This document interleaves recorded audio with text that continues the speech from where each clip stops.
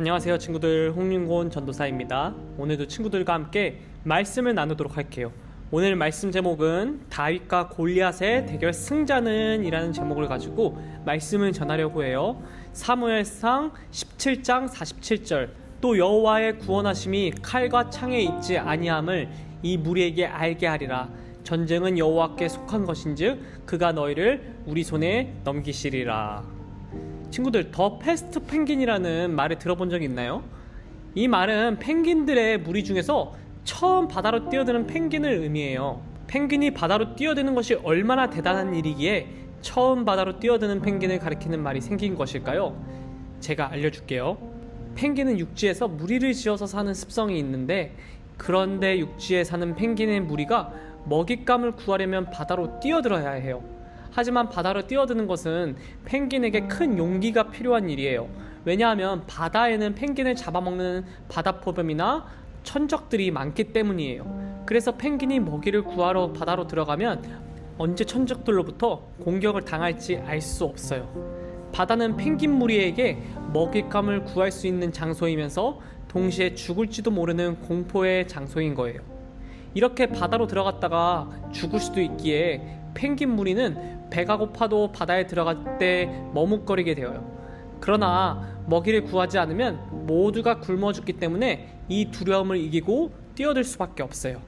이때 최초로 바다에 뛰어드는 펭귄이 있는데 그 펭귄을 더 퍼스트 펭귄이라고 하는 거예요. 연약한 펭귄들이 육지에 있을 때는 무리를 지어 있기 때문에 서로를 보호할 수 있지만 바다에 첫 번째로 뛰어드는 펭귄은 무리로부터 아무런 보호도 받지 못해요.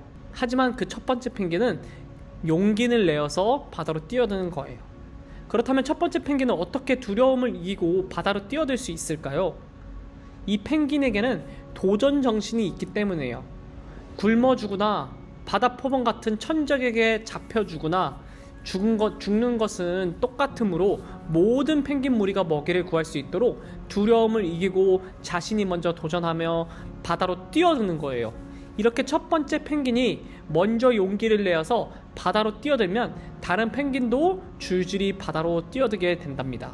이렇게 도전 정신을 가지고 두려움을 극복하여 바다로 뛰어드는 더 퍼스트 펭귄 덕분에 펭귄 무리는 먹이를 구하고 생명을 유지하게 되는 거예요.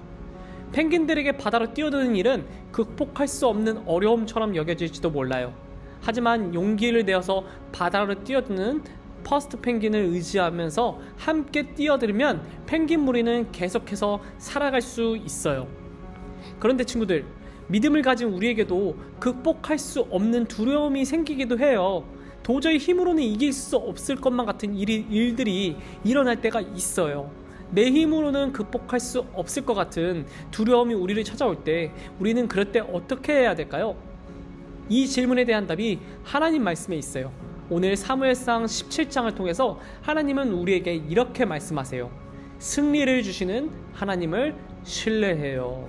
이스라엘과의 전투에서 패했던 블레셋 군대가 또다시 이스라엘에 쳐들어왔어요. 블레셋과 맞서 싸우기 위해 사울과 이스라엘 군대에도 진을 치고 있었어요. 그런데 블레셋에는 골리앗이라는 장군이 있었어요. 그는 키가 약 3m에 이르는 거인이었고 그가 입은 갑옷의 무게만 해도 약 50kg 정도가 되었어요.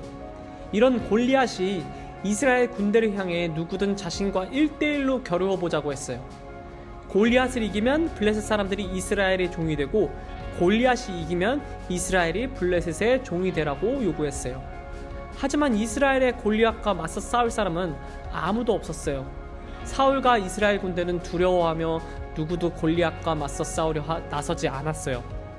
그 후로도 골리앗은 매일 아침 저녁으로 나와서 이스라엘 군대를 욕하고 조롱했어요.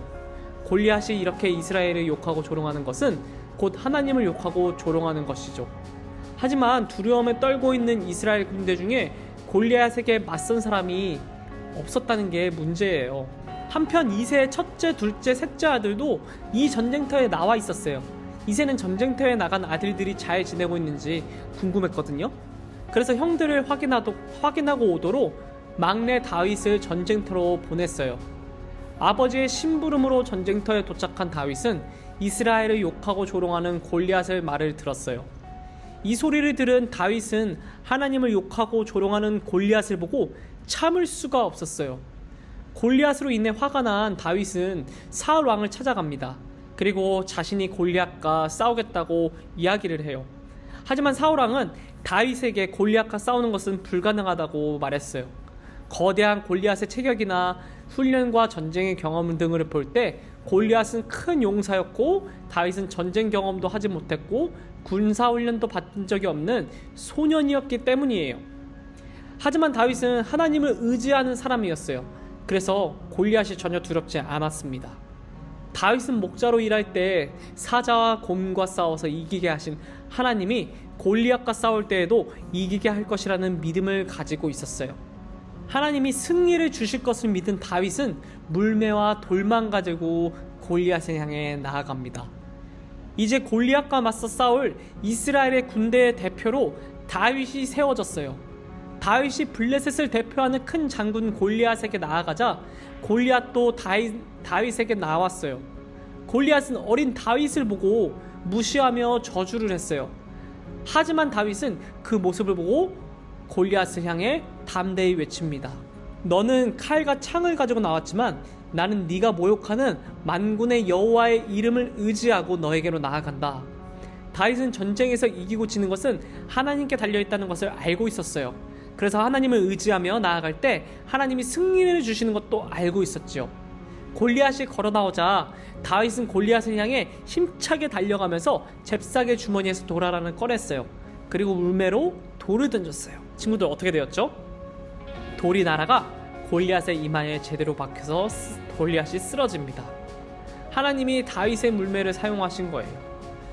골리앗은 땅에 쾅 하고 쓰러졌어요. 다윗은 달려가서 골리앗의 칼을 뽑아서 골리앗을 찌르는 목을 베입니다. 다윗이 골리앗과 싸워 승리했고 결국 이 전쟁은 이스라엘이 승리한 거예요.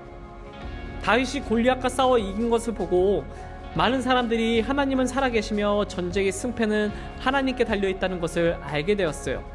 친구들, 다윗은 골리앗을 어떻게 싸워서 이길 수 있게 되었나요? 바로 다윗은 이기게 하시는 하나님을 의지했기 때문에 승리할 수 있었던 거예요. 다윗은 골리앗에 비해 키도 작고 무기도 형편없었고 여러모로 부족한 부분들이 많았지만 하나님은 그분을 의지하는 다윗을 승리케 하신 거예요. 사무엘상 17장 47절은 말해요. 또 여호와의 구원하심이 칼과 창에 있지 아니함을 이 무리에게 알게 하리라. 전쟁은 여호와께 속한 것인즉 그가 너희를 우리 손에 넘기시리라. 믿음을 가진 우리에게도 두려운 일이 생겨요. 때로는 모든 것을 포기하고 싶을 정도로 두려움이 찾아올 수도 있어요.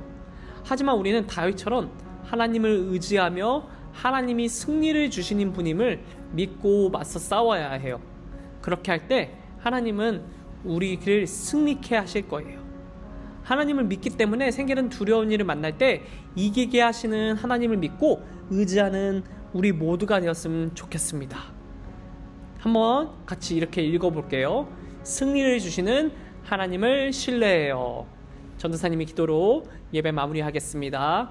사랑해 주님 감사합니다.